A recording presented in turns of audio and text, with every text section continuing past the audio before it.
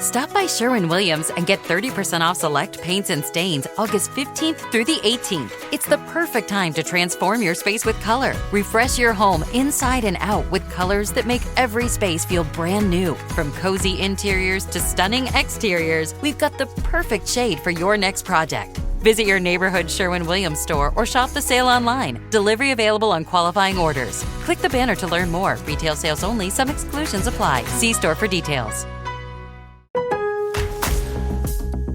Lowe's knows tough jobs call for tougher tools. The new DeWalt Elite Series power tool accessories are built to last for the pro who doesn't stop. With precision fitment, durability, and impact resistance, finishing jobs faster has never been easier. Shop the new DeWalt Elite Series at an everyday low price exclusively at Lowe's. We help, you save. This episode of Is This Adulting is brought to you by our Patreon supporters. We want to say a big thanks to new supporter Larissa J for your pledge. We really, really appreciate it. If you would like to support the show and get some cool stuff in the process, bonus episodes every week, coloring sheets, letters from us, you can do so by heading over to patreon.com/isthisadulting. Thanks.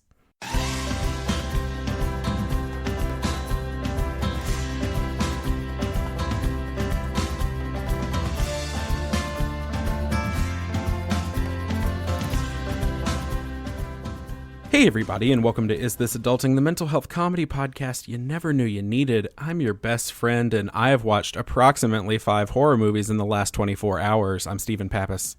That gives me like freaking nightmares just even thinking about that. I know it does. I currently feel like I'm the human Eeyore, and I'm really excited to be here with y'all because this is what it's truly like to be an anxious kid that does podcasting. And sometimes it's like there's nothing I want to do more right now than not pretend that I'm doing amazing. And so I just want to say in advance that I'm very grateful both for this type of show as well as y'all both get it, because I think that you're going to help be able to pick me up a little bit, because it's just been one of those days, y'all. And you haven't even told everyone your name, Chris. Honestly, I don't think that there's a better way to reflect how I'm feeling than that. But my name is Christopher. Hello. Or Chris. Well, I don't care. You call me what you like. You know, it depends on... say what you want. What do you want, Christopher? Wow. I call you both. That is true. You can... usually just the people who are closest to me call me Christopher. So why don't you both call me Christopher? That'll make me feel good. You got it. We're doing it. Okay. Also, I need you to know The Human Eeyore was one of the horror movies I watched today. Oh, God. Yeah, that sounds... I don't know what that's like. I'm imagining just someone... a tail? Basically, if you know what Tusk is, which was a Kevin Smith movie where he made a human walrus, I'm picturing that, but somebody making a donkey out of you and stitching together the parts. Anyway, this is the joyous conversation you get when we talk between the two of us, which is why we have another best friend with us this week. She is the director. The director? She's the director. Yes, thank you. Fuck Spielberg. Hell yes. Should I go on record as fuck Spielberg? Is that a fair thing to go on record? It depends on, are you using it as like a command or an expletive? Like a little bit of both. Should, as a suggestion, hey, fuck Spielberg, if you will. If that's your thing, go for it. She is Make sure a director, he's cool with maybe it too. the director. just for consent is just key. for clarification. If it's your thing, then it needs to be his as well. I love how you interrupted my intro, I'm Christopher. I'm so upset. Well, she is a director, probably the director, and a producer. You may know her from Run, a Doctor Who fan cast, and the Interrobang podcast from back in the day, which is where I was introduced to her. Please welcome Tybee Diskin to the show. Hey, Tybee. Hello. I'm so excited to be here. We're so excited to have you here. The director in our presence. I'm super pumped. Director of all directors. Done it. We've made it. This is our last episode. Tybee, I feel like I've started to develop a habit where I compliment whoever is coming on and always makes them uncomfortable. And so I apologize in advance for this. But No, can do I it. can Let's I hear just it. say you're I can already tell you're a very fun person to be around. Like, everything about you, like, you got this awesome smile, you got this awesome haircut, you got all the way around. I'm sitting there thinking, this is already picking me up. So I just have to say, if that makes you uncomfortable, I understand, because I also... It doesn't. Oh, good, I'm glad, because I definitely don't like compliments myself, but I can't help it. It's just, you're giving me a good vibe, which is what I'm needing. So thank you in advance. Hey, thank you. That is a lovely compliment. I do what I can. And also, I'll let my hairstylist know. Please. You know? I'll go out there and Tiffany, get my gotta hairstyle tell the ya. exact same way. Because honestly, Okay. my hair, if I grow it out just a little bit, like, maybe I could look cooler if I look like you. It's true. Could you? I don't know. Cooler, Chris? We have a long... You look pretty cool Thank to you, me I right appreciate now. it. We have a long history of me and bad haircuts and talking about that on the show. So That is So that's true. why I'm still looking I for see. that perfect look. And maybe that perfect look is just Tybee. It's Yes. the new Rachel. That's it. I gotta go. Bye. Ooh, the new new Rachel. Rachel. Yep, I think that made that creepier than intended. I was trying to be nice and then it got weird, No, so no. I'll just stop. So not weird. Thanks for being you. How about Hey, that? I'll stop. Thank you for letting me be me here in this space.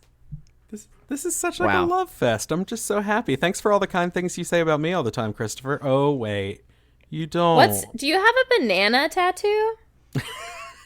I do Can have I a see? banana Can tattoo. Okay, but it's got a dagger through It's it. got a dagger through it. So, long Mm-hmm. story short, we made a bet with our listeners / another podcast called the Wine and Crime Podcast, that if we got enough support on Patreon, I would get a tattoo based on our show. They said, if we double your numbers on Patreon, will you get a tattoo from our show? I said, sure, that'll never happen. And now I have matching banana tattoos with one of their hosts. And it does mean something as an in-joke from their show, but I just like to go around and tell people it's a fuck the patriarchy tattoo, because it is a Wow. banana getting stabbed. Are you in a long-term relationship with anyone, or are you single? I am in a long term. I'm married. Okay, I was gonna say you could totally like slay bitches that way. I feel like just I a wouldn't pickup line. recommend it. Don't be a pretend feminist, everyone. No, but yeah, if you did, though, it might work in Hmm. your favor. No, very married, very happy. Yay! But thank you, I guess. You're welcome. Take it however you want. Freddie Mercury says, "If you see it, darling, it's there." So just Freddie. Freddie. Oh, Good old Fred. I've never heard him called Fred Mercury. That's I wouldn't recommend it. I feel like it was a mistake on my end. Only as close as friends. Yeah, he didn't like that allowed to one. call him Anyway, Fred. we're gonna get into everything in just a second. But Yeah, before we we do, should. do you want to tell everybody where they can find you on the interwebs and/or your home address? I live in a tree on the side of the road Nice. off the 134. What kind of tree? An old wicker tree. Tybee's a witch, just so everyone knows. You can find me. My Twitter is at Hello Tybee Ren. It's HELLOTYBEEREN. That's also my Instagram. I do, as you said, a podcast called Run, a Doctor Who fan cast, which is about to probably get very excited and excitable and all kinds of good excitement things attached to it because they are starting the new season with Jodie Whittaker. Oh, yeah. And you can also see some of the work I've done production-wise on an app called Yarn. It's a narrative storytelling app that is apparently very big with teenagers, and was entirely foreign to me when I started there a year ago, and now I feel deeply entrenched in something that is not for me at all. It's a very weird feeling. I don't know any of the apps. I literally got Instagram a week ago. Oh, wow! Welcome Yeah. to Instagram. I have posted nothing. What the fuck? I'm sorry. Post something. Nothing is interesting about my life. That's not true. Thank you for singing it. This is the welcome. second week in a row that our guests and I have both sung things that are happening. Here, you I know love what? to sing. I like it's an affirming musical is what you're doing. know what? I'm gonna Just spit- Life whatever. is interesting. There, I'm gonna Instagram that picture later Perfect. of our Look, little you did Skype it. call. There, I've done my first Instagram. I'm a big boy now. Congratulations. I don't like saying that, I'm and I don't throwing you ever a bar want to say it mitzvah. again. Oh, do it, please. Oh, It's a true do coming it. of age. It takes a lot of work. You have to study for like a whole year. Yeah, I've never been big on the studying. Chris can attest for that based on my college career. Not my favorite thing. That is true.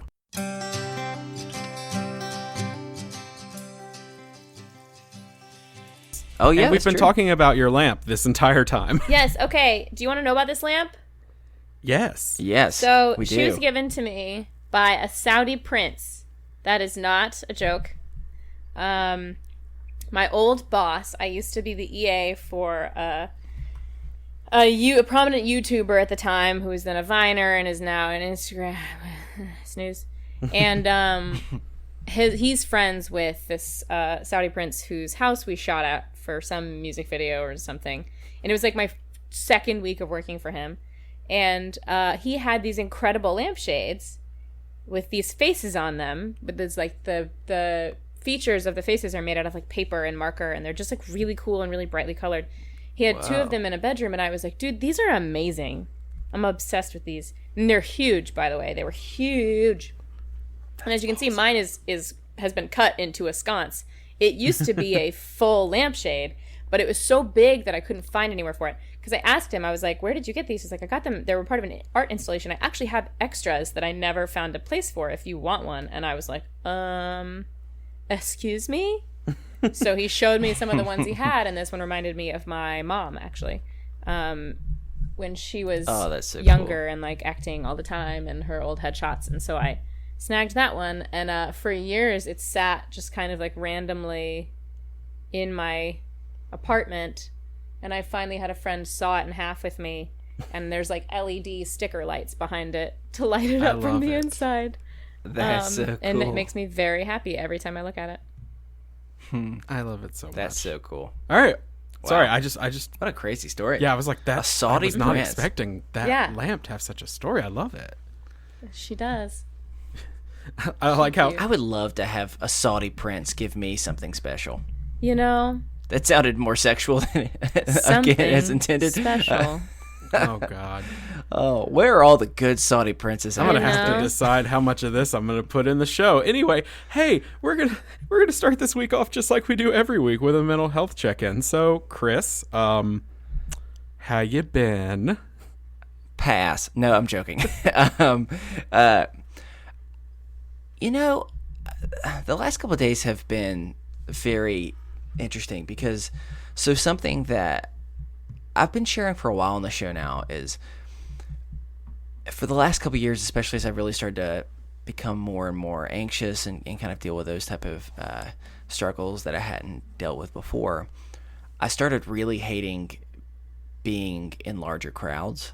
And I'm a usually very outgoing person, so it seems kind of contradictory to what most people would think, but I just always felt really uncomfortable and I never really knew what to do. And so slowly I found myself over the last couple of years, the more I were in the more times that I would be in them, the more and more I'd want to just like get far away from them. And so I found myself even in like small stuff of probably not being the best like friend or the best spouse or the best family member, because I would just want to keep, you know, like I would say, fine, I'll go to this. And then like the day of, I would want to just call in sick just because it was too much to try and kind of do. But some good news to start off, I found myself going out and spending a good amount of time socializing in larger crowds this weekend.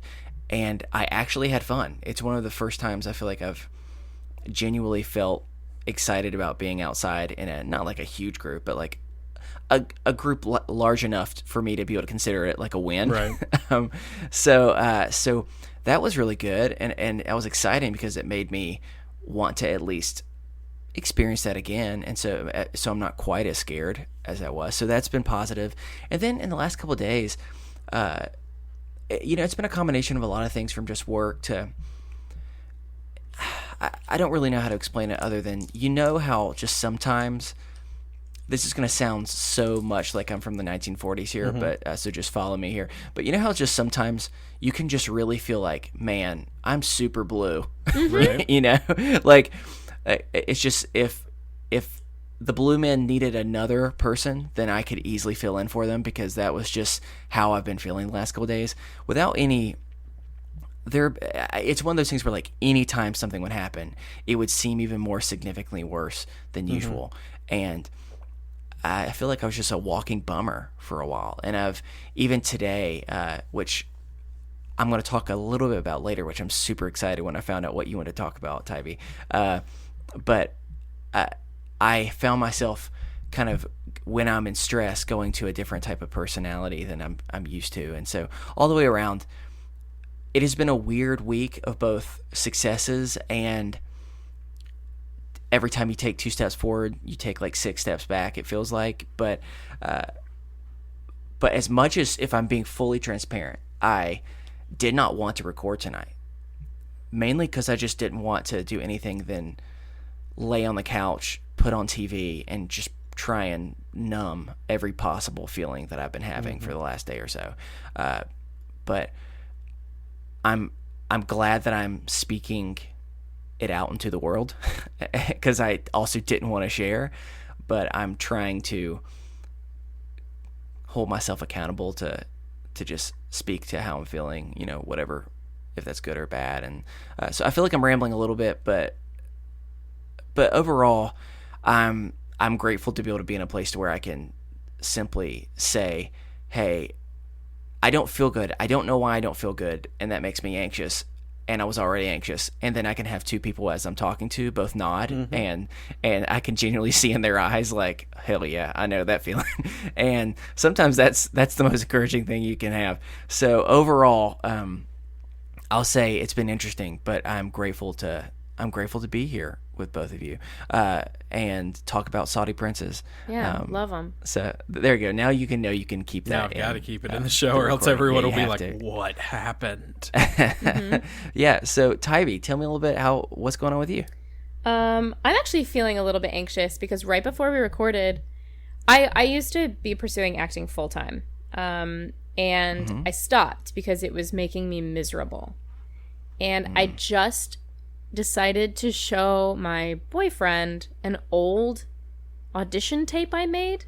Don't ask how we got to that point, but I decided to do that, and it triggered intense anxiety for me, where I was like, well, this wasn't like this is the choice I was making, and this is why, like, I also don't think it's great, and like I just melted down, and he was like, it's fine, and I was like, it's not fine. I was so embarrassed, and like there was nothing in him that was suggesting that I should be. He wasn't doing anything. I mean, he wasn't like, that's amazing. But like, for me, when it came to acting, if people weren't like, if their faces had not been melted off by my performance, I had failed. And so I just like can't do it. And it's interesting because I'm both still incredibly anxious and trying to come down from that nightmare. I ended up showing him something else to try and like, that I was like kind of proud of, to be like, yeah, look at this other thing.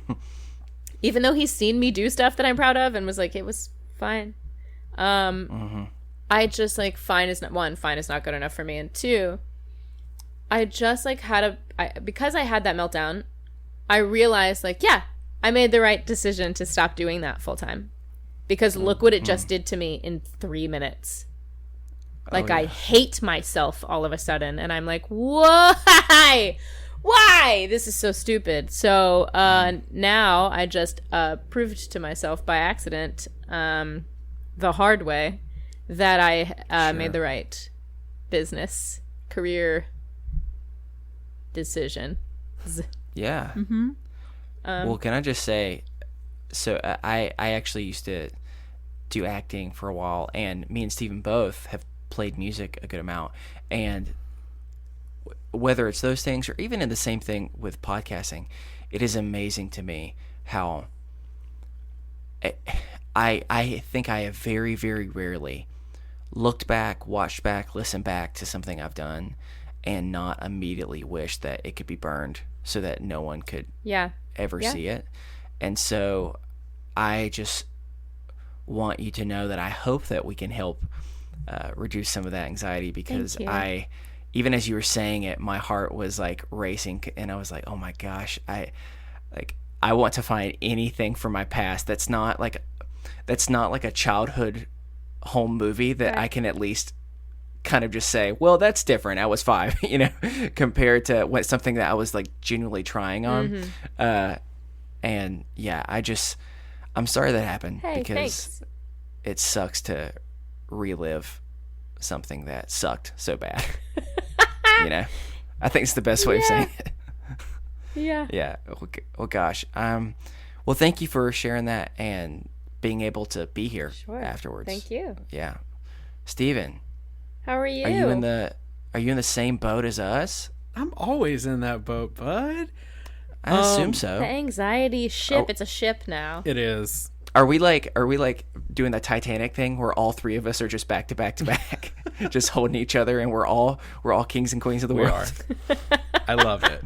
Of anxiety. Of anxiety. We are steering that ship directly into an iceberg. But we're all right at the tip, and that's making us anxious, and we're starting to sink. So now we're having to run back to even out the boat. The analogy's gotten away from us. Yeah, it's gotten complicated. It's too real. It's too real. We'll just keep going, Steve. Well, things have been weird because things have been fine and like nothing like is wrong, but I've just been in a weird like headspace. So brief content warning real quick, just for just some discussion real quick of self-harm. Just real fast. So yeah, my doctor brought up self-harm with me. Which is something I have not talked about in a very long time. My psychiatrist and my visit, because I was talking to her about like how tattoos for me are therapeutic, and she asked why, and I said because when I am feeling it, I can point to it and say that's my pain, not the other thing I'm feeling. And she's like, "Did you ever self-harm?" And I was like, "Oh, I really don't want to talk about this." Yeah. So. Yeah, that put me in a weird headspace, and so like I think I've been like. Was that today? No, that was last week, and it's still kind of bugging me. And I'm gonna be 100% transparent. Had a really bad weekend because we went to my brother-in-law's graduation from chiropractic school, and that's an amazing thing he's done, and he has worked his ass off to be a doctor, and he deserves every good thing he gets. But Did you for start some comparing reason, yourself? Yes. I was just like, his success is my failure, and my not always, it's better now, but my having not always had a great relationship with her family and feeling like I never lived up to expectations really affected that. And so I kind of joked about it a little more than I should have, and I upset my wife a lot because I think she thought I was belittling it when really it was a defense mechanism of like, oh yeah, well, trying to not compare myself while comparing myself. And so we talked about it, and it's water under the bridge now, but at the time it caused really the first like major tension in our marriage in the 3 years we've been married, of just like real, like I could tell I did a bad, and and she misunderstood the reasoning behind it. And so it was just kind of a stressful weekend. I mean, all is well, but we had to have a conversation about it and really talk it out. So that put me in a real weird spot for the rest of the week. And so far this week, it's been me comparing myself to everybody. I'm not good enough. Look at how my clothes don't fit right like they used to. Look at how I'm not eating as well as I should have. Like, my God, like drive myself off the road and then I'll be okay. Like, just like badness. Yeah. I'm okay for everyone. I don't want anybody out there to hear that I'm not okay. I am okay. I've just had a weird period that I had to talk to my therapist and my wife and lots of people about, which is an important thing to do. Talk to people. You're not alone. I always view those as like if your brain or your emotional center was a train station and emotions were trains, that like that one's just a long one, and you might have the urge to like jump out in front of it to stop it, but then it can't go anywhere. It can't go anywhere and clear the station for other emotions to come through. So you just have to like watch this long ass freight train of anxiety come through. But if you stay out of its way, it will pass and a new emotion train will come chugging right into the station. But sometimes, man, it is hard not to be like, get out of here. Go on, get.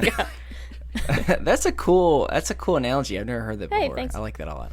I don't know where it came from. Probably got it somewhere, but I like it helps me. It's from your It's wisdom. something I will It's just use deep down your wisdom. forever now. I am the director. You are the director, and now you're the director of my anxiety coping mechanism, because I will use that just like I found a weird piece, which I've talked about this on the show, actually. I found a weird piece after my dad passed away, hearing you talk about the idea of sitting Shiva. It brought me this weird sense of peace, hearing about that concept and like this idea of it. So like, this is the second time that you have unknowingly given me a coping mechanism that I'm Happy going to be of continue service. to use. Yes. In some ways, you are his Saudi prince. You've given me more than I could ever ask for. Yeah. Yes, perfect. Yeah. Well, as always, if you have a mental health check-in you'd like to share or an idea of how we can encourage you throughout the week, we will remind you, as you clearly understand by now, we are not mental health professionals. And if you are in need of care or you need to talk to somebody, please seek out a mental health professional, go to therapy, or if you're in crisis, call 1-800-273-8255. That's the National Suicide Prevention Lifeline.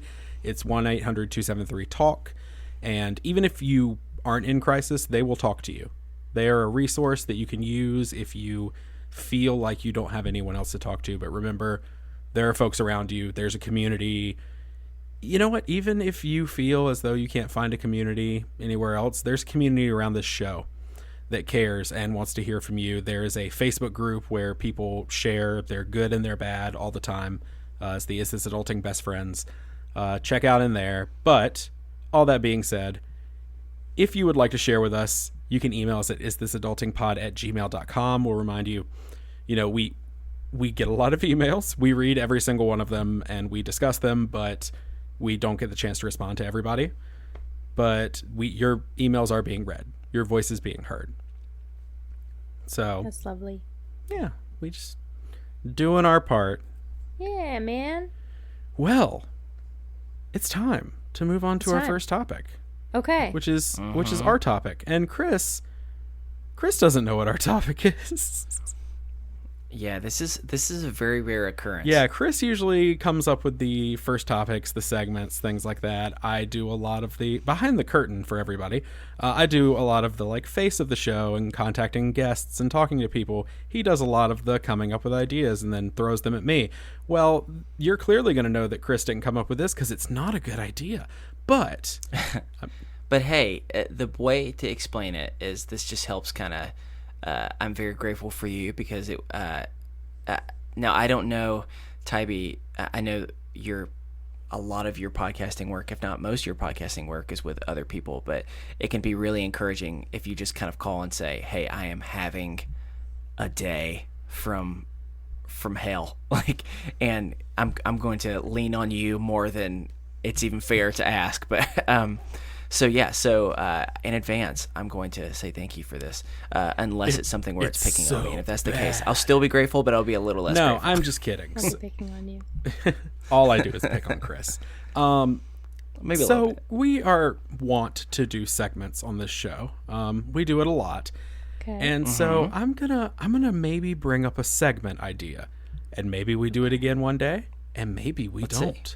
Okay. Sometimes But those I are am- the best ones. Yes, that's how we got Noise Boys. That is true. But I'm going to bring to you a segment that I'm calling Revive It or Archive It. I like the rhyming. And so what we're going to do is every time we do this segment, unless this is the only time.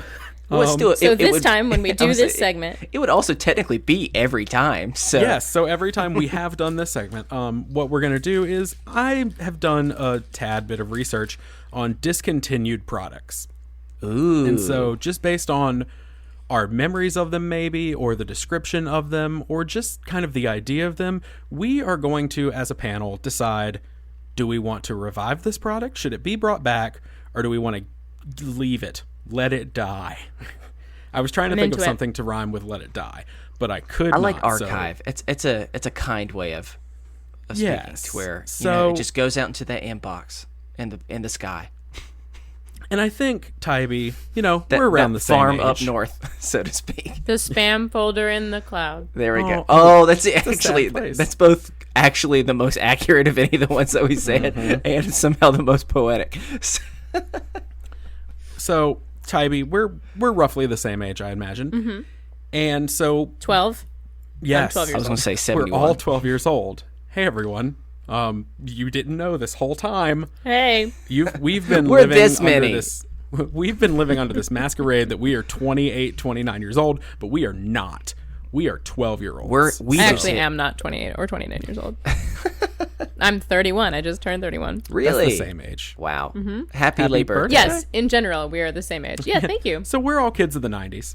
Yes, So this week, I want to talk about some 90s snacks. let's hit me. But I tried to find really, not Deep the cuts. ones that everyone's going to expect. I'm not bringing up Dunkaroos. No. Not doing that.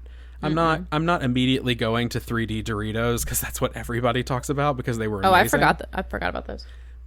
And some of these are obvious ones, but other ones are ones I forgot about. So these are 90s and early 2000s snacks, and we're gonna decide if we need to bring these back. I'm gonna need to hear some arguments. I have 10 of them, so maybe not long arguments, Okay, But- go.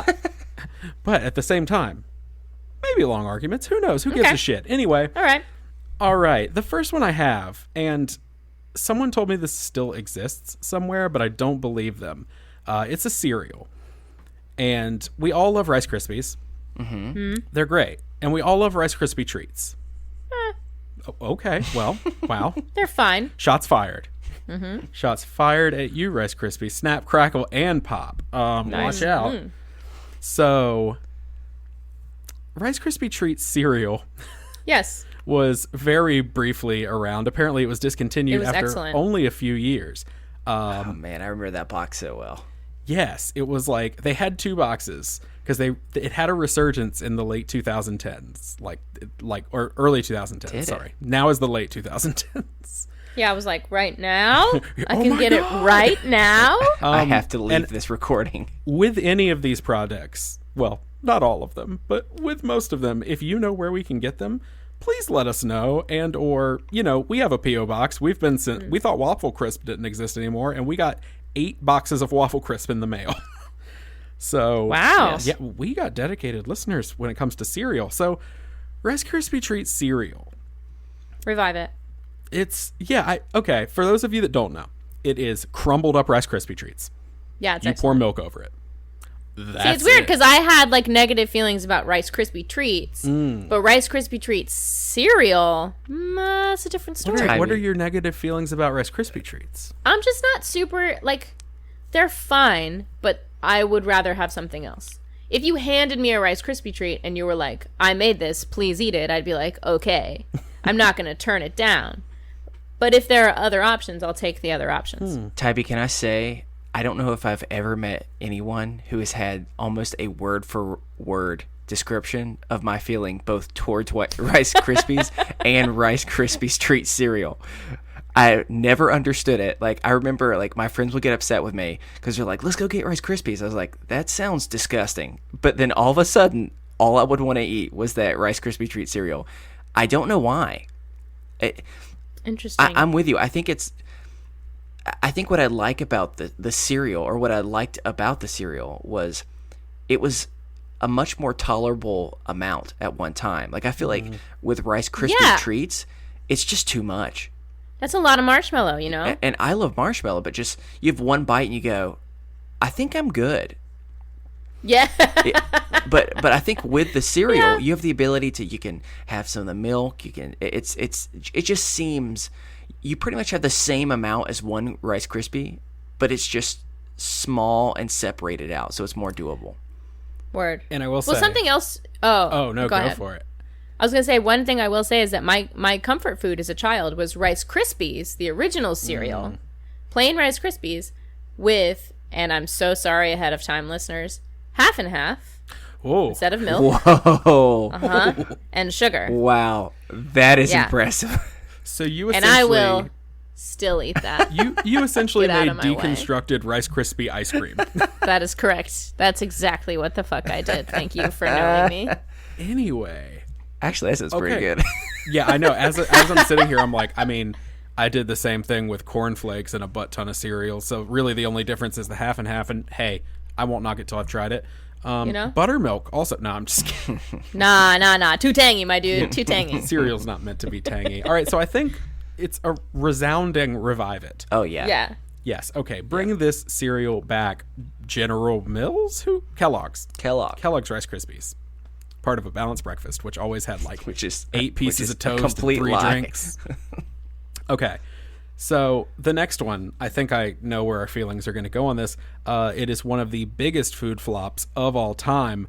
But there is some nostalgia in seeing the product if you see the bottle. So we're going to go to a little known company called the Heinz Company. And is this going to be about green ketchup? Yeah, in the 90s, they made colored ketchup. It was Heinz Easy Squirt ketchup, which Heinz, let's talk about that name. But Easy Squirt ketchup, it's like bright green, but also purple. They made purple. Now, did you ever taste test regular did. ketchup? Yeah, and what did you find? Of these Easy Squeeze ones, they tasted different. Yeah, they taste different. It's like they changed the like molecular structure of the ketchup so that it could be this weird color. And don't get me wrong, I like ketchup. In fact, I like ketchup more than most people. I will. Chris and I literally in college had like a ketchup shot off and did shots of ketchup at a dining hall facility table once to see we who were could not eat healthy more ketchup college faster. students, just for clarification. Yeah, here's the thing, and I might get in a little trouble for saying this, but that is one thing that I think is a gender difference sometimes between like people who identify as man or woman, not non-binary people excluded from this. Sure. This thing about the like I've never met a girl who's like I took shots of ketchup to see how many shots of ketchup I could do. If you are a girl who has done something like this, please tweet at me and tell me, because I would love to know your free, unencumbered soul. Yeah, see, for us, I think it really was toxic masculinity. It was like, who loves ketchup? Right. more? Well, and actually, I think that must be part of it. I think where it started was I would share, because I have been such a pro ketchup boy my entire life. He's a good ketchup Yeah. boy. I'm eating a protein bar. I'm so sorry. It's okay. That's okay. It's perfect. I love it. It could use some green ketchup, but No, it could. actually no. no. But I think it all started was when I told people that when I was a younger kid, I used to beat the system because a lot of times my mom didn't want to give me specifically money to buy like desserts. Because I did this too. So this is how we became friends. So I would literally at lunch, people would pay me like a quarter or a nickel for me to just eat a whole ketchup packet. I mean, okay, hold on, let me clarify. Not the actual packet part. The contents. The contents of Sure. Yeah, and to shotgun a ketchup. Yeah, and I would pretty much just do that over and over until I had enough to go and get me some ice cream. I mean, yeah, it's not my proudest moment, but it's the truth. And I think that's how we had a conversation of who could do it more. And I think the combination because you were sharing your like grizzled pasts with being ketchup masters. I mean, I think really what it came down to of. was a combination of toxic masculinity and deep insecurity by two boys who later realized that they were equally insecure and best friends for it. And I think that's how we did it. I love that story. Yeah. And I'll be honest, early college and kind of late college. So I'm, for those of you who have never seen me, I'm a bigger boy. I'm not like the biggest boy, but like in college, I topped out right at almost 300 pounds at one point. And so there was a part of me that was just like, if I do impressive things with food, it fits this character that I'm creating with my appearance. Sure. Mm-hmm. And so I think that played into it for me. Yeah. But all that to say, ketchup is awesome. But if you're asking me, Heinz Easy Squirt ketchup, that's a archive it. That's a archive it for sure. Christopher? Chris? I may have loved it growing up.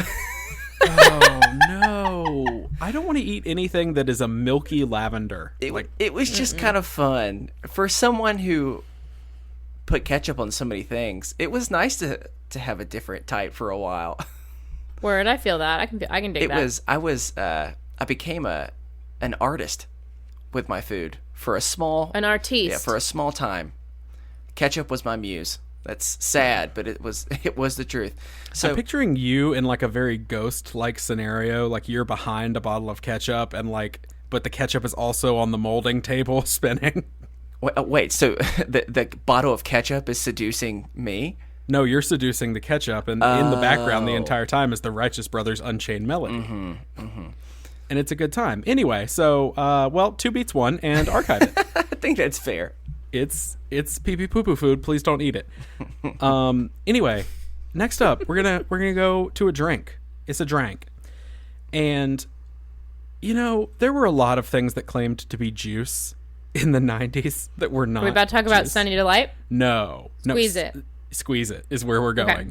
So I like how she Squeeze-Its knows were where the you're king. going. She's in your head right now. This is amazing. I know. I'm a total fun ruiner, you guys. Like, I got to know the stuff before the stuff. Yeah, and I love it because, they were discontinued in 2001. So if you didn't grow up in the 90s, you have never had a Squeeze It. You may have had a Mondo. Damn, they made it to 2001. Right? And here's the thing. You may have had a Mondo, but fuck Mondos. Because Mondos had, aspartame in them to make them less sweet. Or to try to, spend less on sugar. Squeeze-Its were straight up high fructose corn syrup, flavor, water, and color. Color. Mm-hmm. And Chris, you're looking at me like you were a Mondo boy. Well, one, I'm sad because I loved Mondos. I know you did.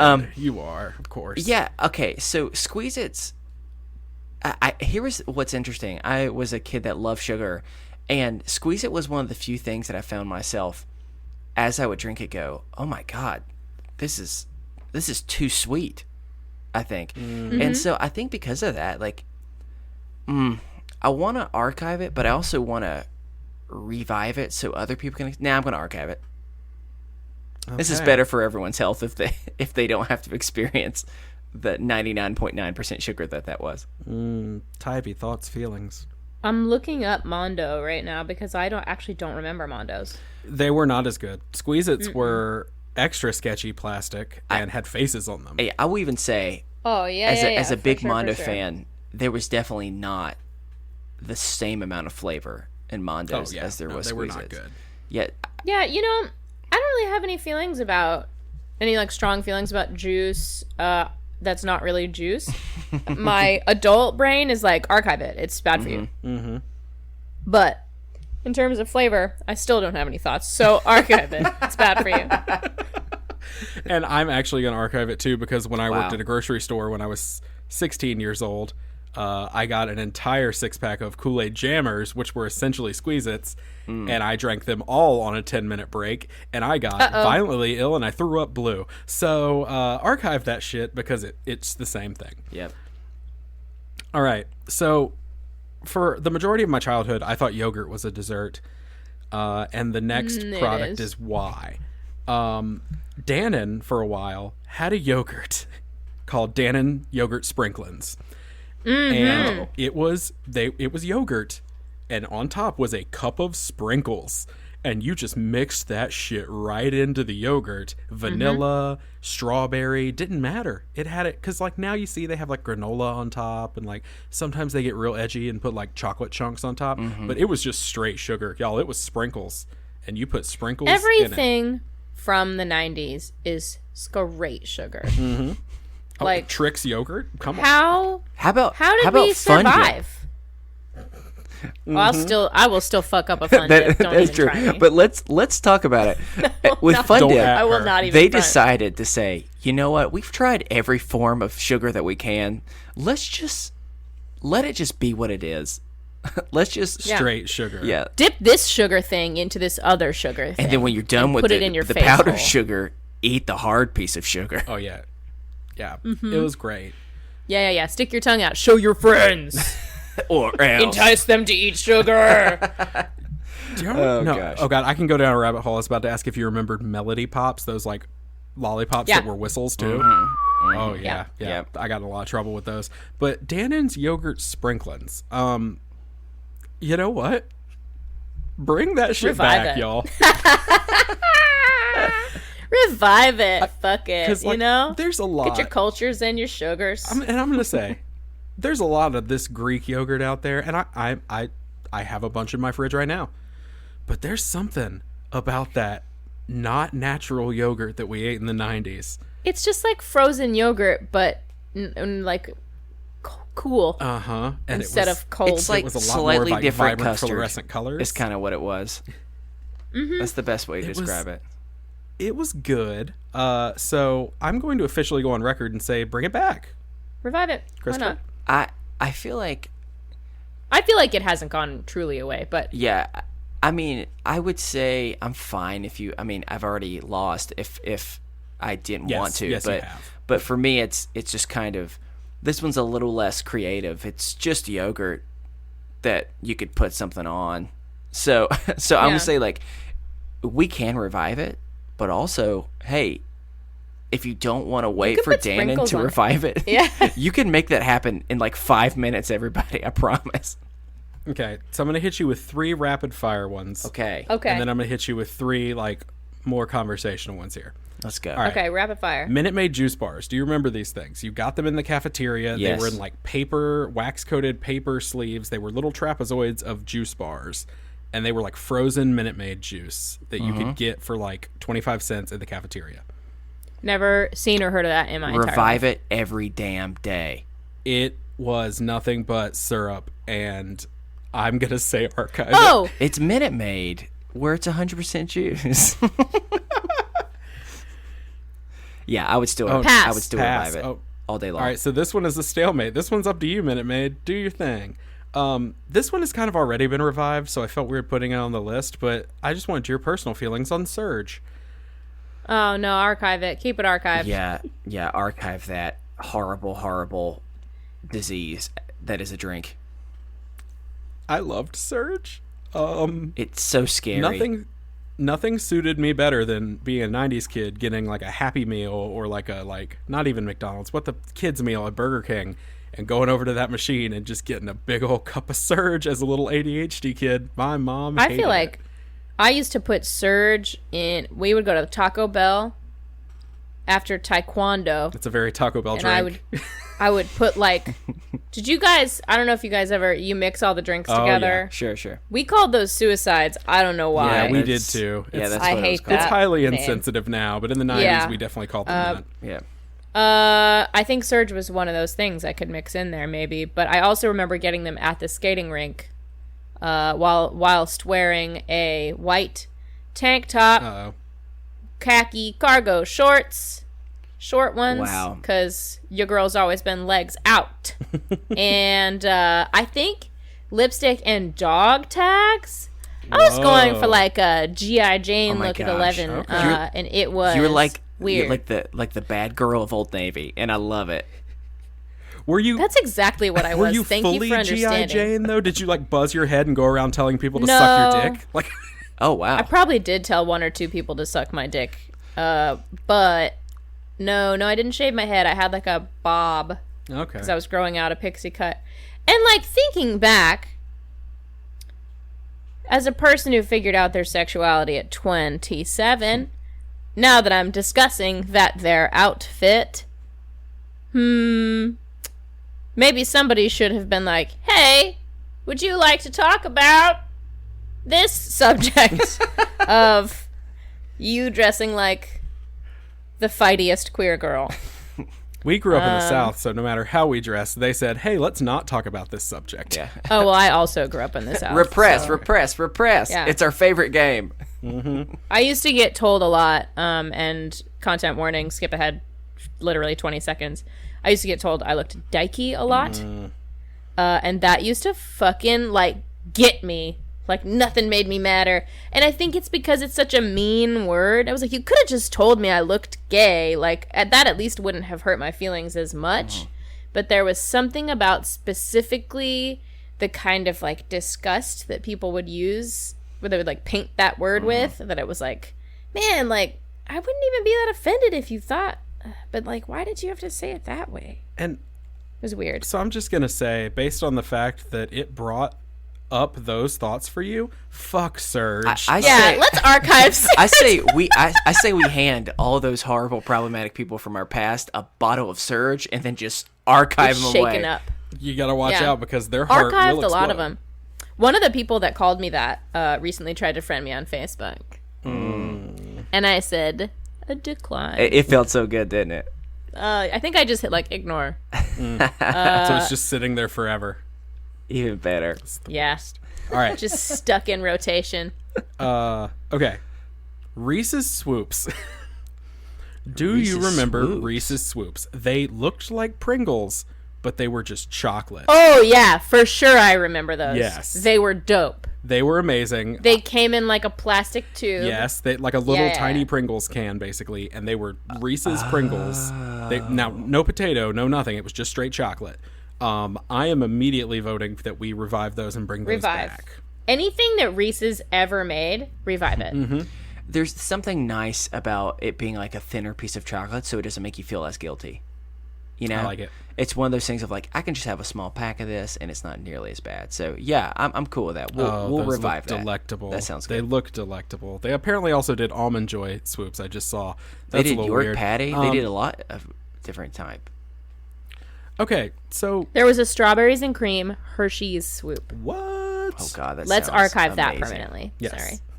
No, Chris. Oh, sorry, not that one. I was just more talking in general about swoops. I didn't even hear which Swoops. flavor you said. Oh, okay. So there's another piece of chocolatey. I won't say goodness. I'm not sure what to say about it. It We'll be the combined judge of that. two of my favorite things, which is chocolate and sweet tarts. But combining them is a little No. interesting. I hate that. This is called the Wonder Ball. And Yeah. I don't know if y'all remember this. It is a chocolate yeah. ball. It's hollow. And inside, there are sweet tarts. Weren't Wonder Balls like outlawed or something I think crazy Kinder like that? Eggs were, because it was something like- wild like that. Excuse It was me. like plastic toys inside Oh, that you maybe could that's choke it, on. Kinder Eggs. But like Yeah, Wonder yeah, Balls yeah, had yeah. like sweet tarts in the middle. I specifically Yeah. remember a SpongeBob SquarePants one. Yes. I'm going. Well, the thing about Wonder Balls is that you typically didn't eat it all together. You would like take a bite so that it was now open, eat the sweet tarts, and then eat the chocolate. No? Yeah, I don't know. Or would you eat the chocolate, set aside the sweet tarts, and then go? All I know for sure is that Wonder Balls was a mean nickname that I was given in middle school, and That seems like a compliment. I mean, I don't know. Someone's like, There's wow, a lot of connotation. I'm in wonder with those balls. Sorry. That's a very complimentary middle schooler. So I think I just realized Tybee, as you were describing how you would open a Wonder Ball, I realized maybe I was slightly more of an aggressive kid than I realized, solely because I'd always have fun with it. Like I would like throw it on the table and geez. bust it, or I would like not like punch into it in a way that is bad, but just Sure. kind of be like, hey, this is a fun thing that can't hurt me because all that's inside is just sweet tarts. So But really, I it like got like that you were 20 years exploring the later. edges of your psyche. I know. It's just how many ways did I unfortunately take it was literally a Wonder Ball for me. Like I would find all these different 50 Shades of Wonder Ball. Sorry, that's gross. All right, we'll keep going. I will say though that I am going to revive it because I want other people to experience the true wonder that is being able to see something that's unexpected inside something else. See, and I'm archiving it because I'm archiving no, it, thank too. you. Those flavors don't go together. Oh, I don't My think they chocolate's go got together. Sweet tart dust on it. Oh, yeah, no. I don't Well- like that either. I will say, I don't think it's weird that you used to throw it It was so or fun. like punch Well, it's a it. ball. Yeah, why not? It's a It ball. was just so fun. Well, I'm sorry, Yeah, it kids makes out perfect there. sense You'll to me. never get that experience of wonder, but it's all right. Because we, the authorities, archived They said, it. screw you And and now it your can joy. never come back. Took it away. We don't like joy. Anyway, last two. Okay. Okay. Pudding roll-ups. No. Archive. What? I've never even heard of that, but get rid of it. Get it the fuck out of my They brain are space. essentially like fruit roll-ups, but pudding. No. Also, if you recall, they were kin to Jell-O pudding snacks, which were these tiny little like pudding gummies. I'm gonna go ahead and say 100% no. Yeah, We're gonna 100% archive fuck that. no. Chris is into it. He's smirking. I've never had this before, but This is like a George Costanza thing. Wasn't there I'm like at the least whole pudding intrigued. skins? I'm intrigued if nothing else. I mean, I don't think that it would necessarily be good. I have had them. Are they bad? Yes.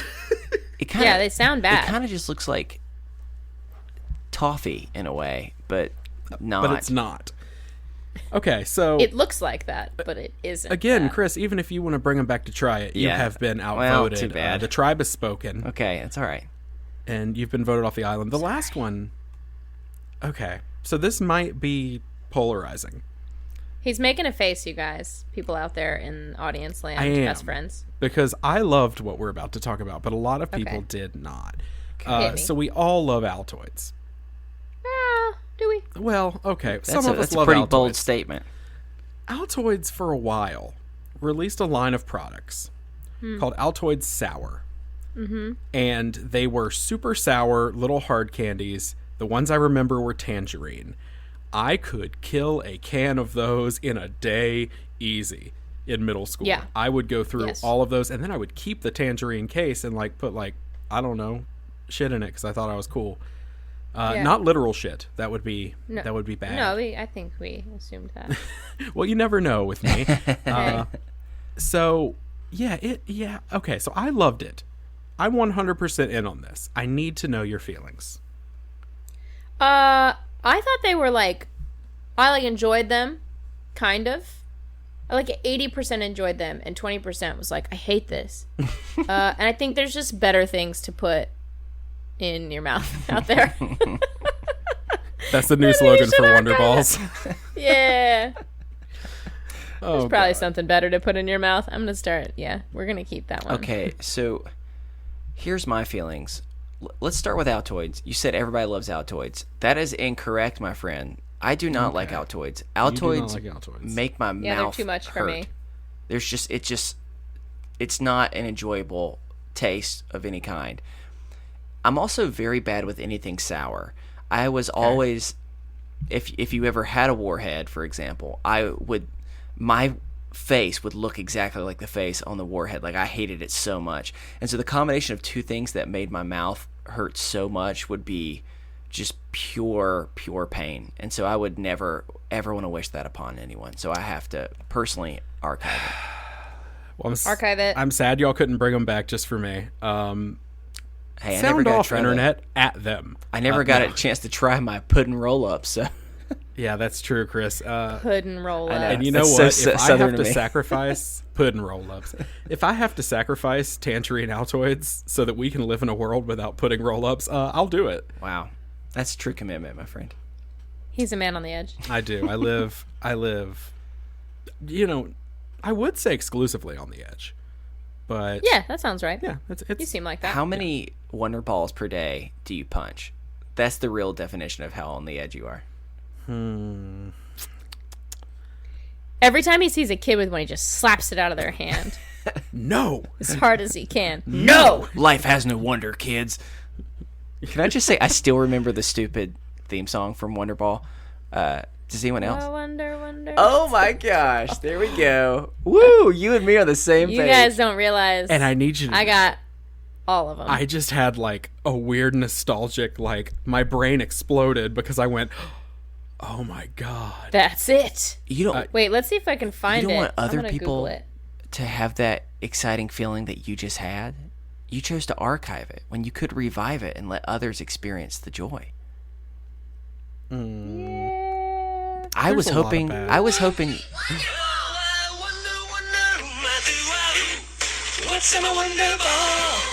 What's in it? That's the most 90s thing I've ever heard. I like that it was like a little bit rock and roll. It was kind of like rockapella. Yeah. It seemed Like, that was perfect. It seemed like the type of rock and roll you would have heard on Full House. Yeah. It's like a guy that Yeah. got like 8 years of college Or, like, step by specifically step. in music theory and didn't know what to do with it, and this is his big break. Respect for him. Oh yeah. Well, we are going to take a quick break, but remember, kids, there's no wonder in the world. We will be right back with What's more in your Is This Wonder Ball? Adulting. Nope. Don't ask. Don't me ask them that. More, Okay. We'll be back. that. Bye. Hey everybody, best friend Stephen Pappas here, breaking in with your weekly podcast recommendation. So this week we're recommending boozy movies. You know boozy movies, and if you don't know boozy movies, you do and you just think you don't. Was that confusing? It might have been. Anyway, if you've listened to any of our episodes with Hannah and Julia from Film Roast, this is them. They were Film Roast. They are now boozy movies. They drink the drinks, they talk movies, it's wonderful, and I want you to go listen to it. But also, guess what? I'm on this week's episode. This week's episode, it drops tomorrow. And Hannah and I got together and we talked a little hocus pocus, which if you've listened to the show for a while, you know I'm obsessed with Halloween and spooky time movies, even the fun ones. And so go check it out, Boozy Movies. It is available wherever podcasts are sold or traded, because sometimes you can trade podcasts. That's what I hear, at least. All right, back to the show.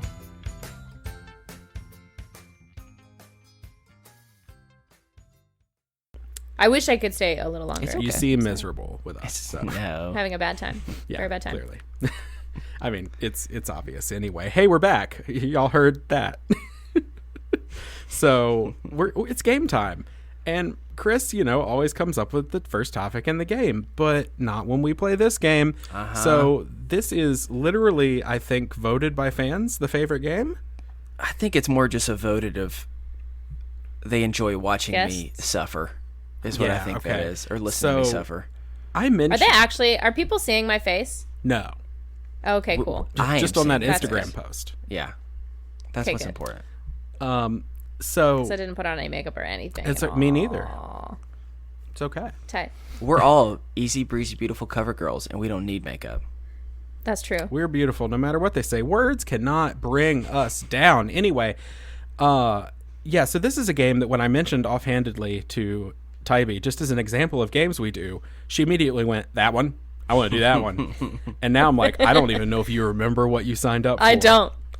So this is a game. And I'm really excited. I know it's trivia something. It is. Mm-hmm. This is a game everyone loves. It's called Too Fast, Too Trivia. And the point of this game I'm already obsessed with it again. I'm going to ask fairly simple trivia questions. For instance, I may ask, what color is grass? The answer to that is green or brown if it's dead. But you only have like a very brief window of time to answer it, and you really just have to stream of thought. Describe how brief of a window. I don't give you any time after I'm finished reading it. You have time to say an answer, and then we move on. It's literally the very first word that you think of. Yes. The first thing you say is the answer I'm taking. So before you get too nervous, Tybee, you'll realize very quickly that no one can be worse than me at this. Yeah. Okay. Okay, so here's the thing. If you're just listening for the first time, you're gonna think this is a bit. It's not a bit. This is not a goof. Chris is literally this bad at this game. I'm not an idiot. I just truly commit to the very first word that comes to my brain, which is more a reflection of how scary it would be to live inside my head. Yeah, it's rough. So anyway, Chris, we're gonna show Tybee how this is done. Yeah, it's trivia, but it's children's trivia. Just done real fast. Yeah, but some of them I throw in some harder ones, and then I also like to throw in ones to trip you up that are just easy or have no answer. You don't even have to come up with ones that throw me off. I'm already bad, but here we go. And there's intense music that's played, so it makes it even more stressful. Okay. It's perfect. Yes. And I typically do give our guest a few gimmies, the same gimmies every time. So, okay, here we go.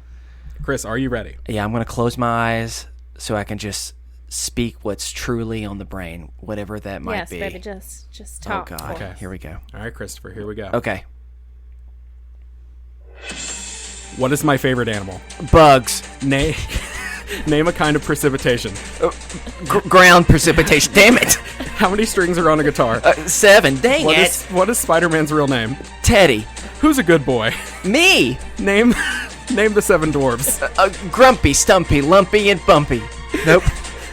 What is 3 + 1? 4. Who's the main villain in Beauty and the Beast? The Beast.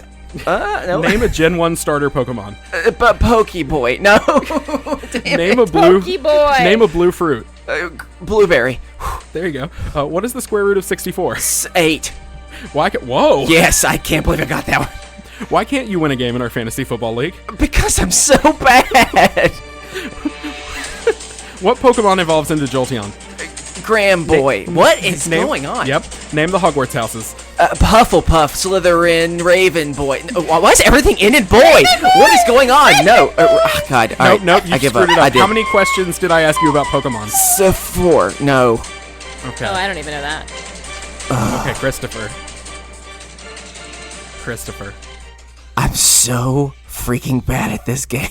There's a few that I hope you ask me Okay. from that bunch. Unfortunately, none repeat. But Damn it. Christopher, what's my I could've favorite gotten animal? those dwarves. You said bugs.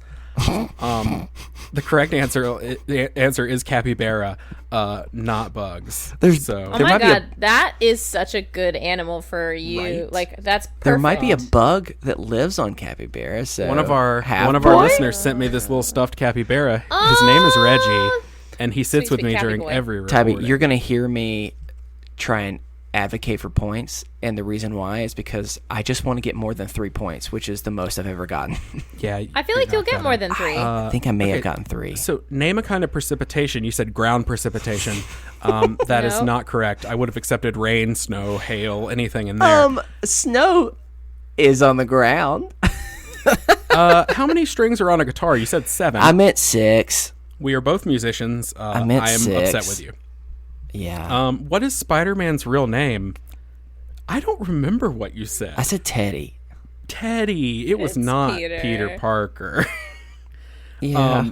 Who's a good boy? Teddy. You said me. That's not the right answer. Oh. The right answer is literally any dog in the world except for my dog Ghost. Oh, okay. That's fine. Name the 7 dwarves. You said Grumpy, Lumpy, Bumpy, And Stumpy. and Stumpy. Are you ready for me to rapid fire the dwarves at you? Yes, go for it. Sleepy, happy, dopey, grumpy, sneezy, bashful, doc. Boom. And you actually put them in the exact same order that I put them in. That's what's All up. I'm saying is mine were the What a less useful the less trick, loved huh? ones. Yeah. they were the like third cousins of the dwarfs. The Instagram alternate universe dwarf. Yeah, Bumpy. So- he just is covered in zits. Bumpy. He's sponsored. He's sponsored by Prozac, not Prozac. Oh my Clearasil. god, But he also- Clearasil. That's a different He also medicine. produces beats that slap. Ooh, I love it. DJ Oh my Bumpy. gosh. You know, he's bumping. Yeah. So, Bumpy. what's 3 plus 4 or 3 plus 1? You said 4. I So got you one. got that one right. Yes. He did. He got both the math ones. Who's the main villain in Beauty and the Beast? It's not I Beast. know. It's You not said Gaston. Beast. Or no, you said Beast. It's No, he's Gaston. a beast. It's Yeah, Gaston. I said Beast. So far you're not doing good. Name a Gen 1 starter Pokemon. You said Pokeboy. Pokeboy. I was trying to say Pikachu, and instead Pokeboy well, okay. came See, here's the out. thing. Pokeboy. I would have accepted Squirtle, Charmander, or Bulbasaur. I would not have accepted Pikachu because Pikachu was released in the later game Pokemon Yellow, which was not as good as Pokemon Red and Blue. Boo. So, Okay, nerds. Let's keep Thank it rolling. you. I appreciate that. um, I like Pokeboy. You have a That's the Doctor main Who character. podcast, okay? That's the main character. Oh, I know. Wait, side note. At work, not only do I host a Doctor Who podcast, I was also part of a giant like Fallout web series. I love it. Like, I'm a goddamn nerd. And the finance guys, also our main finance guy sat and I was like, I want to know about the spreadsheets. Tell me how to do this pivot table thing. I don't know how to do this. And one day I sat down at the lunch table and I was like, what's up, nerds? And they both looked at me like their feelings were hurt. And I just like looked around. Like I was like, what are you looking at? What do you think happened just now? Like it was really weird. Like they thought I was really bullying them and I was like, I'm flattered that you think I think I'm cool enough to have just insulted you as nerds like I'm not one. But that is not in fact true. And you guys should chill out. yeah, nerd is not a Anyway. bullying term for me. Because I'm a nerd. I use nerd for everybody. I also Right. use dude for everyone. Like I don't use dude as a gendered term. I feel like. Same. Like everything is a dude. My computer was a dude earlier. I was like, dude, come on. Like, yeah. So Yeah. that's my life. Anyway, name a fruit that's blue. You said blueberries. I did. Blue brace. Blueberries. Bloobs. Bloops. What is the square root of 64? You said 8. Okay. For whatever reason, thank you, high school math or And whatever. you know what, Chris? grade that you know is. what? why can't you win a game in our fantasy football league?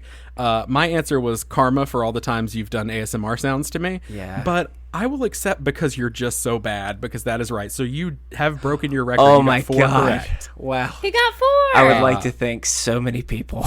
Last but not least, I'm going to play you off. My music's playing you off. What Pokemon evolves into Jolteon? Don't even know what the fuck you said. It was wasn't something. Eevee. It was something with a boy again. Yeah. I don't know. Pokey boy. Pokey Name boy. the Hogwarts houses. You I said started off good. no, you didn't. You said Pufflepuff, Oops. You know what I was Pufflepuff. going for. Slytherin, Yes. Raven Raven Boy, Boy. or Raven Boy, Raven Raven That's Boy. what it was. and then I just stopped. So you don't get credit. Which is, I think, what I am. A Raven boy. That's me too. I know all of them for clarification. I did happen to watch 4 of the Harry Potter movies in one day last week. Is that where you learned them from the movies and definitely not the books, Chris? Come on, you nerd. All right. That's also where I learned. Really? You, not the books? Never read the books. Oh, you hurt my soul. I have read the book, Stephen. Okay. Okay, this is too close to ASMR. Anyway, That's what how Pokeboy is. He just gets. And, he just last gets but not like. He least- sneaks behind you and just go. It's me, Pokeboy. Boy. I'm gonna poke you. Boy. no, I don't like it at all. How many questions did I ask you about Pokemon? You said said 4. 4. I asked you 2. Well, to be okay. fair, I did put Pokemon related things in like 4 of the answers by mistake. You did. Just like Raven boy. Raven Boy. Yeah. that's so Raven Boy. Anyway, It's just. which I would watch that It's show. just a kid that just quotes "That's a Raven" all day long. I love him. That would have been me growing up. Oh wow! All right. Well, the time has come. Tybee, are you ready? Hit me. I'm ready. All right. Don't You're worry. probably gonna just own it. All right. Here we go. Close your eyes. People. How many legs does a dog have? 4. What type of cloud? Or name a type of cloud. Cumulonimbus. Whoa. Where's the Eiffel Tower? Paris. What is the name of your podcast? Run. A Doctor Who What's the fan cast. capital of Hawaii? I actually don't know. What cereal is Sonny the Cuckoo Bird cuckoo for? Cocoa Puffs. I hate you. Finish this term. Macaroni and Cheese. According to... Wait. I don't know why that's a question. This is a question that I had for our last guest, so I'm going to ask you. According to AKC, what is the most popular dog breed in the country? Maybe a golden retriever? Yeah, I don't know why that's still on there. I don't know. What number comes after 19? 20.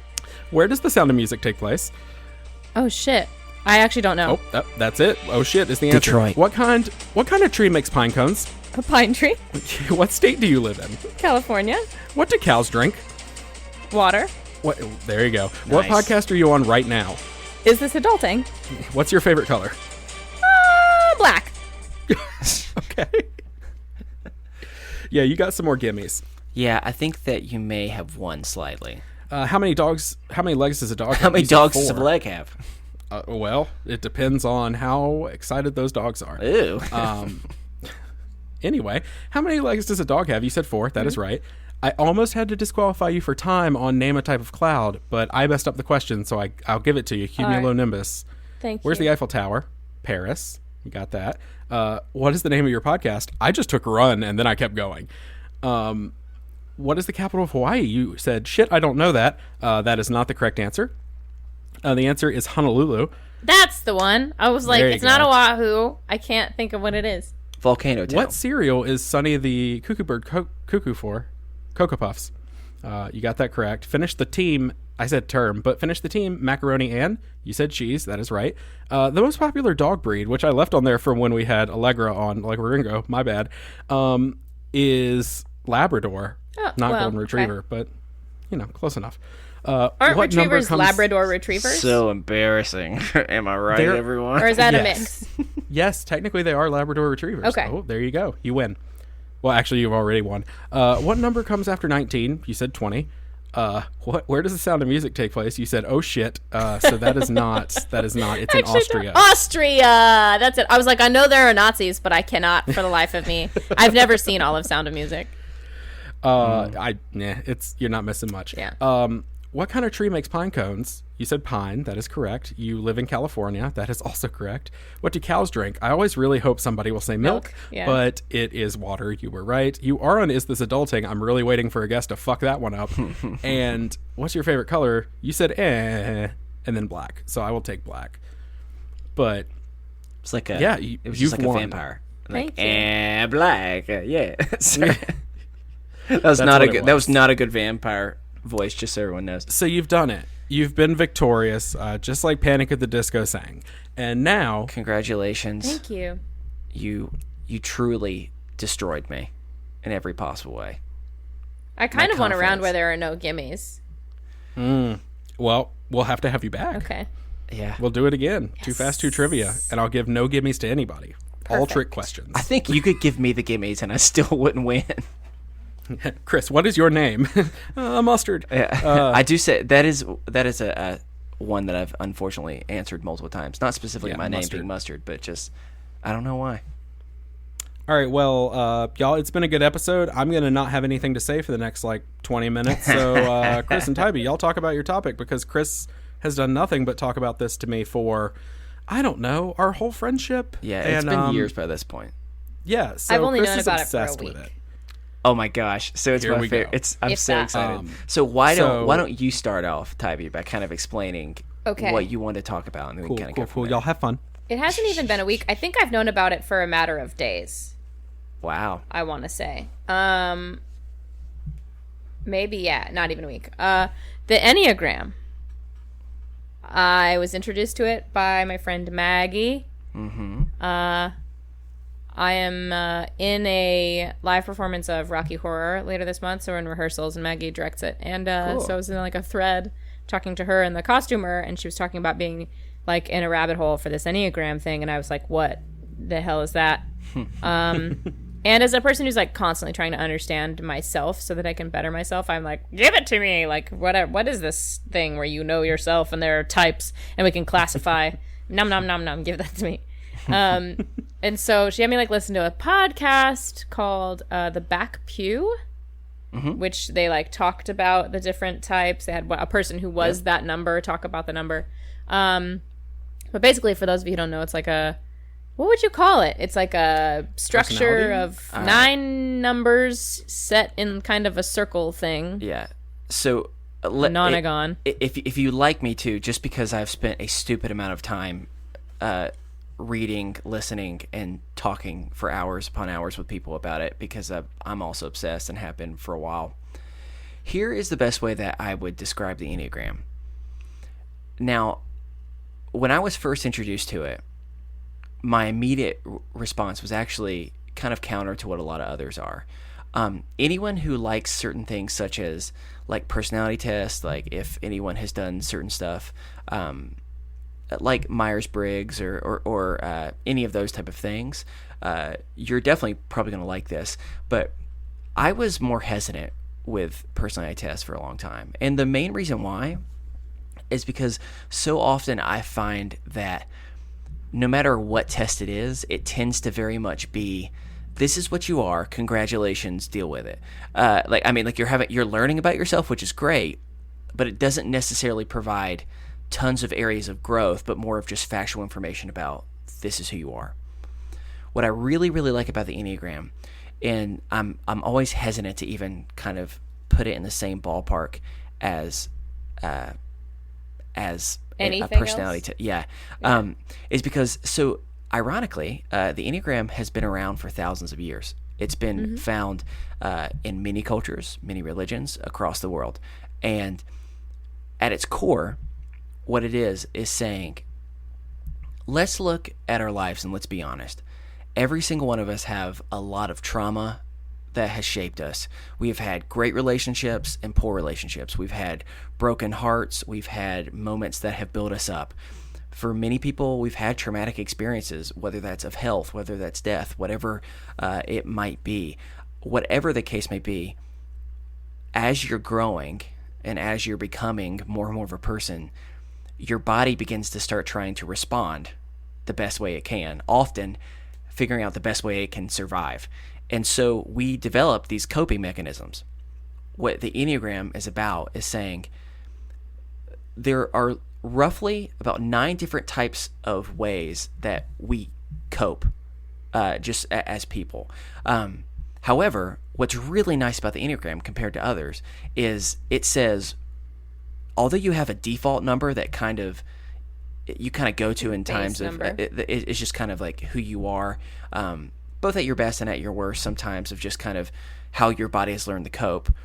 Simultaneously, we have all of these different things within us. Every single one of us have these things within us. And so what you start realizing pretty quickly is, yes, I might be one number on the Enneagram out of 9, but when I am in stress, I go to a different number. And when I'm in a good place, I start going to a different number. And also, I tend to share a lot of commonalities and insecurities and ways of thinking with this person over here. So I end up having a wing as well. So quickly, you end up being able to encapsulate a lot of the human experience in one. And what's great about it is, unlike other type of personality stuff, it's not saying this is who you are, the end. It's saying this is how you tend to respond. Now, this is what things bring that about often. These are some of the things that may have caused it over time. And these are the ways that you can also grow. And here's ways that you can receive things better, that you don't get upset, but instead you're able to kind of move forward and grow from it. And so the whole point of it is to learn about yourself, learn how to be compassionate towards yourself, and simultaneously learn. The way I always describe it to people is, it tells you that both you're not crazy for feeling this way, because you realize other people have the exact same worries, the exact same concerns, while simultaneously it says, but that also means they're not crazy either.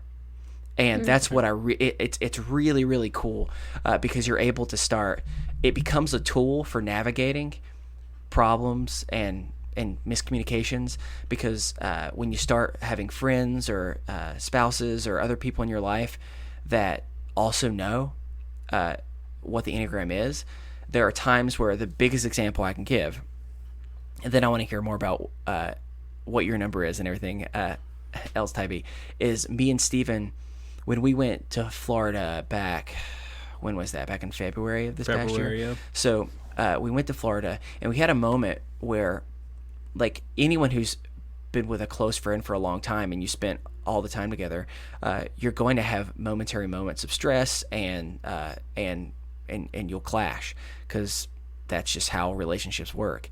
And in that moment, we intentionally found ourselves clashing in front of 2 other people.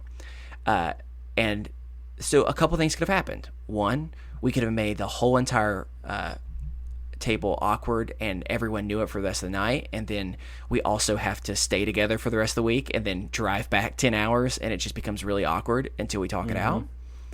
Or it gives you the ability and gives you some tools to be able to say, hey, so I'm feeling this way because you know this about me, and then simultaneously Steven could say, and you know this about me, and this was my default that I went to. I'm sorry, I totally understand how that rubbed you the wrong way. And then I can go, yeah, and no wonder it makes sense how I rubbed you the wrong way. And then you can realize it takes the personal out of it for a second. And you're like, sweet. You're able to process it, and then you're able to move forward. And we did all of that pretty much within 30 seconds of a yelling argument in front of 2 other people at the dinner table. And they were definitely confused, but it really quickly went from just being like, dude, you're being an asshole. It was like, well, you're being an asshole. Well, I'm being an asshole because this is how you made me feel, because this is what number I am. And I was like, well, that makes sense, because I got insecure because of this. And then all of a sudden we finished up and we're like, I'm sorry I ever did such a thing. You're like, me too. That was really insensitive. And I go, would you like me to get you some more bread? And then we were done. And that's amazing. And now, don't get me wrong, that's out of us taking a lot of time talking about it in the past. But and having known each other 10 years didn't hurt. Yeah, but still, what's great about it was sometimes you're gonna have your feelings hurt. Yeah. And being able to remind yourself that, like, okay, I may be acting stupid right now, but that's okay, because I'm not the only one who feels this way. And then I can give myself a little bit of grace there. And simultaneously, I can give whoever I'm talking with the benefit of the doubt too, because they're probably experiencing the same thing but in a different way. So that was a very quick, maybe still too much information at one time thing. So Tybee, I want to hear more about what you've been able to find out and how it's been able to be helpful for you so far. I'm only a couple days into it, so because I legit finally only figured it out, like what I was maybe 2 days ago. I had been listening and reading and trying to figure it out, and I like took one quiz and I was like, this doesn't sound right, and I took another quiz and that didn't sound right. Because I'm a person who's always like, I don't know what Hogwarts house I am. I've decided what Hogwarts house I am. Congratulations. Thank Raven you. Boy. It's Raven Boy. It's actually, and it's funny because people who know me when I'm calm always say Ravenclaw, and people who know me when I'm more like stressed out say Slytherin, and I actually would say Gryffindor. And my Enneagram numbers sort of confirmed that for me, which I thought was very fun. At first, when I was listening to the episodes of the Back Pew, I thought I was probably a 4. And then my friend told me she thought, which she's like, I'm not supposed to do this, because I was like, what do you think I am? She's like, you're not supposed to diagnose other people. But yeah, that is true. I do think you're maybe an 8, which I listened to the 8 one, and I was like, I'm not a fucking 8. Is this what people think of me? Like, I got kind of weirded out because it was like very confrontational and very aggressive and very like scared of like things you can't control. And I was like, that's not me at all. I just want to, I don't know. It frustrated me because I was like, and I know that she didn't mean for it to frustrate me by any means. I think that people see me as being fairly confrontational. And it's just because I'm not afraid of it. So I'll do it, but I don't like it. I don't want to argue with anybody. I fucking hate it. It makes me shaky. I don't enjoy it, but I'm also not gonna not do it just because it's uncomfortable. So I think that's where, in this kind of society where especially a lot of women are taught to like bottle feelings or not rock the boat, and because I don't do that, I'm seen as being like more confrontational than other people, and I don't think that that's true. And so or maybe it is true, but it's not because I'm confrontational. It's because shit happens and I don't shy away from it. Yeah. Which isn't to say that I have nothing to work on about myself as far as the way that my diplomacy skills couldn't be improved, because they definitely could. But I also like I take things on head on. Yeah. And so I think I kind of was like identified as an 8 at first. And then I was reading about ones, and I want to read you the Enneagram Institute description of a 1. 1 wing 2 specifically. Because I think that's me. It's like in my recently searched. Structural Enneagram. Okay, ready for this, you guys? Oh, yeah. It says the servant leader. Perspective 2's empathy with individuals joins with 1's idealism to form servant leaders, people who are concerned with improving the human condition. Enter Interrobang with Travis and Tybee. They are compassionate, caring nurturers and managers, as well as advocates for the underdog, which is like the meest of me. My whole life has always been like advocacy for the underdog. And there are definitely some like problems here. Like when 1 wing 2s lose their normal reserve, they seem unnatural and incongruent to onlookers. On occasion, Hillary Clinton, who is a 1 wing 2, has been accused of having a meltdown. She may tear up or get melodramatic. She can become overly controlling and what anti-feminists delight in calling shrill. These are clearly moments of reverting to associated perspective 7. La la la la la. Point being, there's like some stuff in there when I'm like stressed or when I'm in moments of feeling healthy or expressing myself in a healthy way that are kind of include that 4 type and like different pieces of the puzzle like that. So I think 1 wing 2 is probably mine. Tybee. Yes. Can I tell you that's what I was gonna guess? Really? Yeah. I'm a that 1 makes wing me 2. happy. You are? Mm-hmm. Oh man, I just yelled into the microphone. And I'm not. But specifically, what's funny is I've been thinking about it ever since you talked about your mental health check-in, and specifically really? looking back at your video. And when you were describing some of the feelings, the reason why my heart was racing was because I resonate with that so much. And so selfishly, I want to have another 4-hour long conversation with you about this at some point. Yeah, that's. But the thing that I'm excited that you've got started, and I think I don't want to by any means take over the conversation, but just I think some quick things for people who are interested in possibly looking more at the Enneagram. First thing that I would let everyone know, when you first get into it, you will become so excited and so addicted, and that is all good. That they're all very positive things to have. The one thing that you will recognize about yourself, no matter who you are, is it'll be a combination of some people will definitely know who they are right away, and some people will really struggle to figure it out for a little bit. So one, if you struggle to figure it out, this is okay. There are people who literally study it for years before they truly decide they think they know which one they are. And that's after a lot of self-reflection that they've done that and talking with loved ones and that type of thing. Two, your friend was totally right that both you're supposed to be like, I'm not supposed to really identify someone else, because at the end of the day, like the best way to think of the Enneagram is think of it as like an iceberg. Now, everyone sees the 10%. Those are your behaviors and actions that you do on a regular basis that everyone sees. But the problem is the 90%, most people don't know what are the things that are driving you. What are the true motivating factors. I felt like my difficulty in a lot of this stuff is I know that a lot of people don't know where my like anger or my what is being seen as aggressive, where that comes from, and that it comes from being the other side of the coin of sensitivity. Where on one side, when I am comfortable and feeling happy, like it expresses that sensitivity comes out as being loving or caring or nurturing or whatever.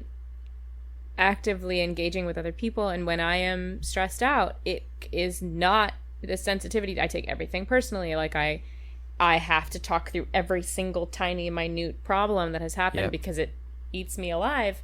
And a lot of people see that as being controlling or being confrontational or being whatever, and when it's really coming from like, I am experiencing great pain because you said something that really upset me, or I'm having a lot of pain today due to health problems, or I'm whatever. Like it's not coming from a place of true rage. I actually don't have that much of that. I mean, there's the saying that anger is a secondary emotion, that it all stems from pain, and I think that for me it really is that. And the problem is just that everything hurts, so it comes out in like shitty ways sometimes, which is people see as being like controlling. And I'm also somebody who I don't like astrology.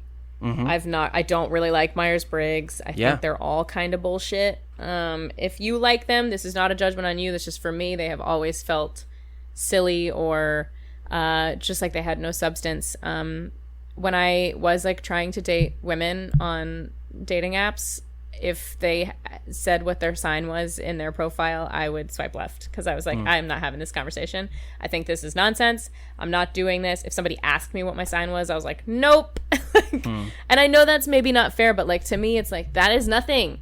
That's nothing. Get that out of my face. And this feels a little bit different to me. It feels a little more like, here is a very real, in 20 days I might feel differently, but it seems like a real look at like, here is a kind of a temperament, because like in psychology they talk about that animals, including humans, are born with a temperament, nature, and then they have their nurture things, the traits they have picked up along the way, but often will revert back to nature in times of stress. And I think that Enneagram kind of identifies what's your nature, and then talks to you about some of your nurture.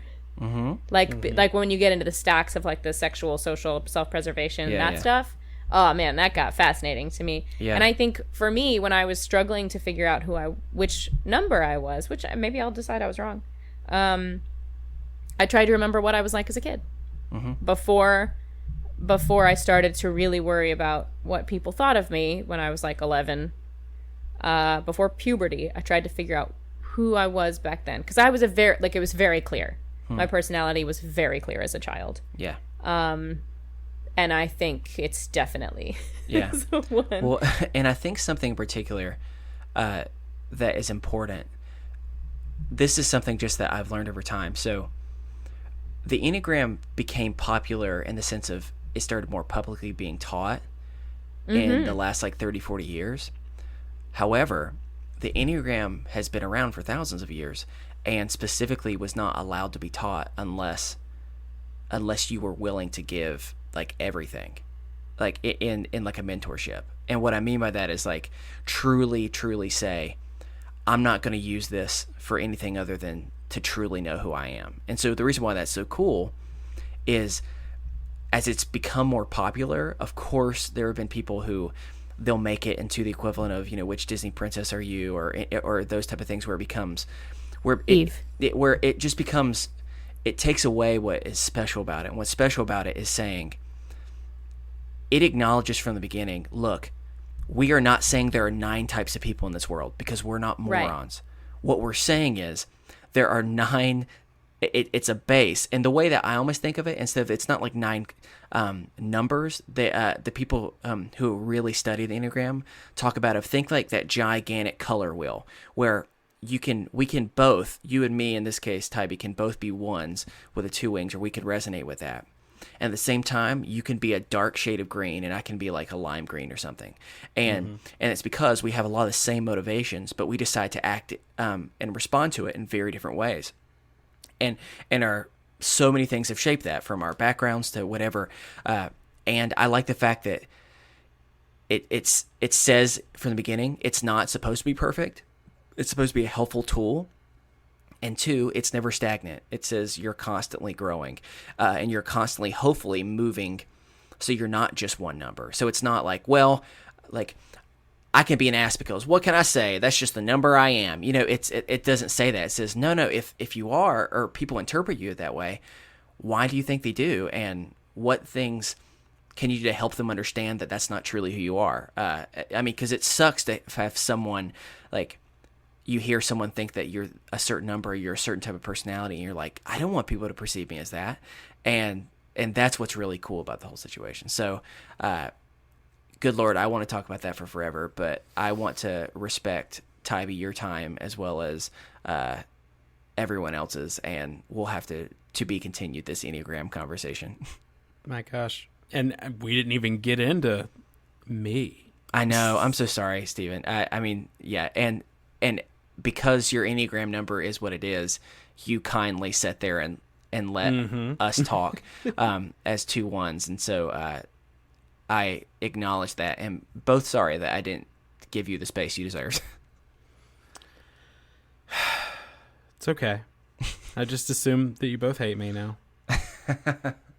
It's not true. Yeah. But you have to tell me what you are on the Enneagram.